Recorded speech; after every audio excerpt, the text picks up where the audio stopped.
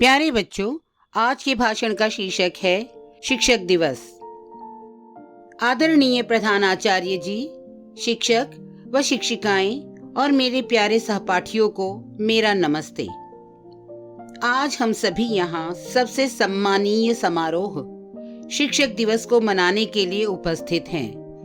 वास्तव में यह पूरे भारत में विद्यार्थियों के लिए सबसे सम्मानपूर्ण अवसर है जब वो अपने शिक्षकों को उनके द्वारा प्रदान किए गए ज्ञान के रास्ते के लिए उन्हें आभार प्रकट करते हैं। यह आज्ञाकारी छात्रों के द्वारा अपने शिक्षकों को सम्मान देने के लिए मनाया जाता है। इसलिए प्यारे साथियों, अपने अध्यापकों को तहे दिल से सम्मान देने के लिए इस उत्सव को मनाने में शामिल हो जाओ। उन्हें समाज की रीढ़ की हड्डी कहा जाता है क्योंकि वे हमारे चरित्र के निर्माण, भविष्य को आकार देने में और देश का आदर्श नागरिक बनने में हमारी मदद करते हैं। शिक्षक दिवस पूरे भारत में हर साल 5 सितंबर को शिक्षकों को हमारी शिक्षा के साथ ही समाज और देश के लिए बहुमूल्य योगदान को सम्मान देने के लिए मनाया जाता है।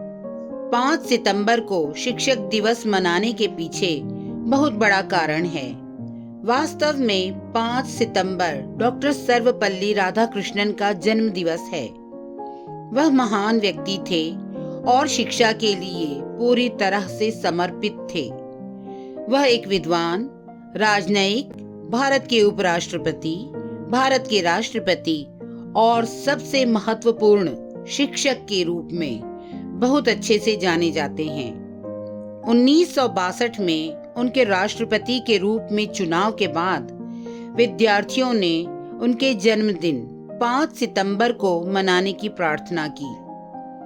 बहुत अधिक अनुरोध करने के बाद उन्होंने जवाब दिया कि 5 सितंबर को मेरे व्यक्तिगत जन्मदिन के रूप में मनाने के स्थान पर यह अच्छा होगा कि इस दिन को पूरे शैक्षिक पेशे के लिए समर्पित किया जाए।